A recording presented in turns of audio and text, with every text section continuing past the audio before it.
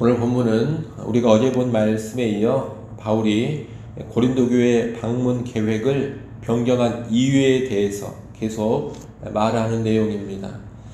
본래 바울이 처음에 세웠던 여행 계획은 마게도냐를 거쳐 고린도를 방문하고 이후 예루살렘으로 가는 것이었습니다.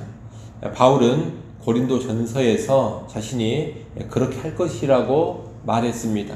그런데 고린도 전서에서 약속했던 그 약속이 제대로 이루어지지 않았습니다. 바울이 그 계획대로 하지 않은 겁니다. 여행 계획을 수정했습니다. 어떻게 수정했느냐? 어제 본 1장 15절, 16절 말씀에 나온 것처럼 고린도를 먼저 방문하고 마게도냐를 거친 후 다시 고린도를 방문하고서 예루살렘으로 가려는 것으로 수정되었습니다. 그런데 이 변경된 계획마저 이행되지 못했습니다. 왜 이행되지 못했느냐? 바울이 고린도 교회에 보낸 편지인 고린도전서가 부정적으로 받아들여지자 예정에 없던 긴급한 방문으로 문제를 해결하고자 했는데 그 방문의 결과가 좋지 않았기 때문입니다. 그 긴급한 방문에서 바울은 고린도 교회의 무시와 냉대를 받고서 서로 간의 관계가 좋지 않은 채 에베소로 돌아와야 했습니다. 이에 바울은 또 다른 고린도의 방문이 고린도 교회에 상처를 줄까 봐서 이제 직접 방문하는 대신에 눈물의 편지를 보냈습니다. 오늘 본문 2장 4절에 보면 내가 마음에 큰 눌림과 걱정이 있어 많은 눈물로 너희에게 썼노니, 이런 구절이 나오는데 이 편지가 바로 눈물의 편지입니다. 2장 3절에 있는 내가 이같이 쓴 것은 이라는 구절도 전에 썼던 눈물의 편지를 가리키는 것입니다. 바울은 이 눈물의 편지를 디도를 통해서 고린도 교회에 보냈습니다. 그러니 고린도 전서와 고린도후서 사이에는 이 눈물의 편지가 있는 겁니다.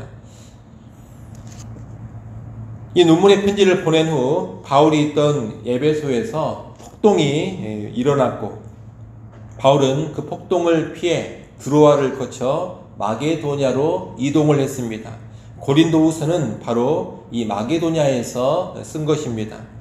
여하튼 고린도 교회를 방문하려던 바울의 계획은 계획한 대로 되지가 않았습니다. 이런 식으로 가겠다, 저런 식으로 가겠다 말은 했는데 계속해서 그 계획대로, 다시 말하면 약속한 대로 가지를 못한 겁니다.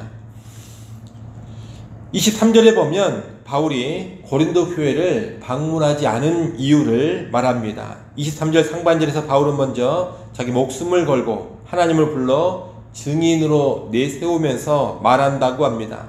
만약 자기가 거짓을 말하고 있다면 하나님이 자신에게 사형의 형벌을 내리칠 것이라는 뜻입니다. 자기가 지금부터 하는 말이 그만큼 진실임을 강조하고 있는 표현입니다.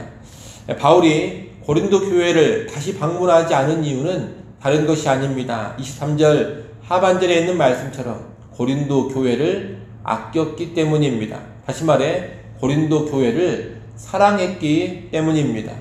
이어 24절에서 바울은 자기가 고린도 교회 성도들을 지배하려고 하지 않았음을 말합니다. 바울은 강력한 사도권을 행사하면서 교회를 좌지우지하기를 원하지 않았습니다. 왕처럼 군림하면서 교회를 다스리고 싶지 않았던 겁니다. 한마디로 고린도 교회 성도들의 믿음을 주관하는 자가 되려고 하지 않았습니다. 대신에 바울은 고린도 교회 성도들의 기쁨을 돕는 조력자가 되고자 했습니다. 고린도 교회 성도들의 믿음이 성장하도록 돕는 그런 역할을 하고자 했다는 겁니다. 이렇게 믿음을 주관하지 않고 그들 믿음의 성장을 돕는 역할의 일환으로 한 일이 무엇이냐? 앞서 말씀드린 것처럼 바울 자신이 직접 고린도 교회를 방문해서 주도적으로 치리하는 것이 아니라 교회가 스스로 각성하고 회개하는 가운데 교회의 문제를 해결하도록 한 것입니다. 고린도 교회에는 바울을 비방하는 사람들, 바울의 대적들이 있었습니다. 만약 바울이 고린도 교회를 다시 방문했다면 바울은 이제 어쩔 수 없이 그들을 직접 강하게 책망하고 치리해야 했을 겁니다. 그렇게 하면 바울도 힘들고 고린도 교회도 힘들 수가 있습니다. 그래서 바울은 직접 고린도 교회를 방문하지 않은 겁니다. 대신에 눈물의 편지를 보냈고 이 편지를 통해 고린도 교회가 스스로 각성하고 돌이켜 회개할 기회를 준 겁니다. 2장 1절부터 4절까지 말씀은 앞서 말씀드린 눈물의 편지에 관해서 바울이 하는 말입니다. 2장 1절 말씀을 보면 바울은 전에 고린도 교회를 방문했을 때 슬프고 마음이 상한 경험을 했던 것으로 보입니다. 아마 바울의 권위를 대적하며 바울에게 대들고 바울의 말을 무시했던 자들이 있었고 그들로 인해 무척이나 마음이 상하고 슬펐던 것으로 보입니다. 그래서 바울은 당분간은 고통스러운 마음을 가지고 고린도 교회를 재차 방문하지 않겠노라 그렇게 결단을 한 겁니다. 만약 바울이 슬프고 아픈 마음을 품은 채로 고린도 교회를 가서 그릇된 사람들을 책망하고 문책한다면 피차에 마음이 더 상하게 될 것입니다. 바울은 그러한 고통을 피하고자 했습니다. 그래서 고린도 교회에 근심 중에 가지 않으려고 했고 대신에 눈물의 편지를 쓴 겁니다. 2장 2절 말씀은 얼핏 보면 이해가 잘 되지 않을 수도 있는데 쉽게 말하면 이런 뜻입니다. 나를 기쁘게 할 자는 너희뿐인데 그런 너희를 내가 근심하게 하고 싶지 않다 이런 뜻입니다. 바울은 고린도 교회로부터 기쁨을 얻기 원합니다. 그런데 기쁨이 아니라 도리어 근심을 얻을까 염려해서 직접 방문하지 않았습니다. 대신 눈물의 편지를 보냈습니다. 2장 4절 하반절에 보면 바울은 이렇게 말합니다. 오직 내가 너희를 향하여 넘치는 사랑이 있음을 알게 하려 함이라. 바울은 고린도 교회를 향한 넘치는 사랑이 있습니다. 그 사랑을 알게 하려고 눈물의 편지를 보냈던 겁니다. 이 눈물의 편지는 따뜻한 내용은 아닙니다. 이 편지는 많은 눈물로 썼지만 책망하는 편지입니다. 책망이지만 눈물이 넘치는 편지이기 때문에 흔히 눈물의 편지라고 부르는 겁니다. 책망의 내용이다 보니 이 편지를 읽고서 고린도 교회 성도들이 근심할 수도 있습니다. 하지만 바울은 근심을 끼치려는 것이 아닙니다. 바울 자신이 고린도 교회 성도들을 얼마나 사랑하는지를 알게 하려고 이 눈물의 편지를 쓴 것입니다. 여러분, 교회를 병들게 하는 악행의 문제, 죄의 문제는 반드시 해결되어야 합니다. 그릇된 문제는 책망을 해야 하고 또 그릇된 문제를 저지르고 있는 사람들은 치리, 권징도 해야 하는 겁니다. 그런데 그 문제를 해결함에 있어서 직접 대면하여 책망하며 처리할 수도 있지만 경우에 따라서는 직접 대면을 피하고 편지와 같은 간접적인 방식으로 책망할 수도 있습니다. 그것이 서로 간의 감정의 악화를 피하는 지혜로운 방편이 될 수도 있는 겁니다. 그러니 우리는 어떤 사람의 죄를 지적하고 책망함에 있어서 지혜가 있어야 하겠습니다. 책망은 꼭 필요한 것입니다. 책망은 꼭 해야 하지만 그 책망의 방법에는 여러 가지가 있다라는 것을 알아야 합니다.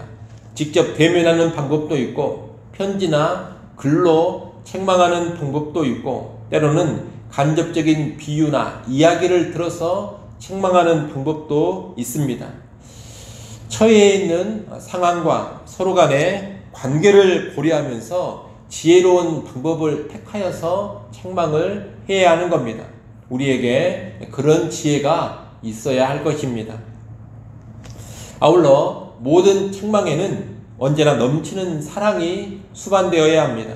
바울은 책망하되 미움이나 증오로 책망하지 않았습니다. 바울은 많은 눈물로 책망을 했습니다. 눈물의 편지는 엄한 책망의 내용이 들어 있었지만 그 엄한 책망 가운데 넘치는 눈물이 있는 편지였습니다.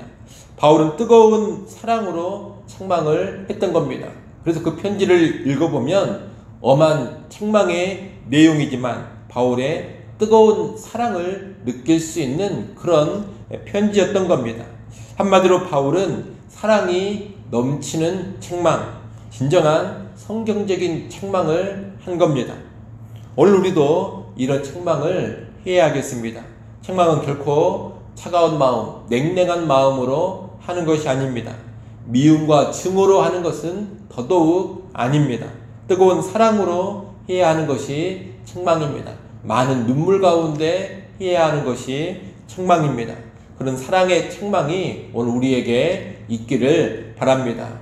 바울이 썼던 눈물의 편지를 여러분 생각하면서 책망과 연관된 교훈을 잘 얻기를 바랍니다. 여러분, 책망은 지혜롭게 해야 합니다. 그리고 책망은 사랑이 넘치는 가운데 해야 합니다. 그런 성경적인 책망이 오늘 교회 안에 또 우리에게 있기를 간절히 바랍니다. 기도하겠습니다. 하나님 아버지, 사도 바울이 고린도 교회를 아끼는 마음에 직접 방문하지 않고 눈물의 편지를 보냈던 그 일을 살펴보았습니다. 또한 그 모습을 보면서 책망이 어떻게 이루어져야 하는지를 보았습니다.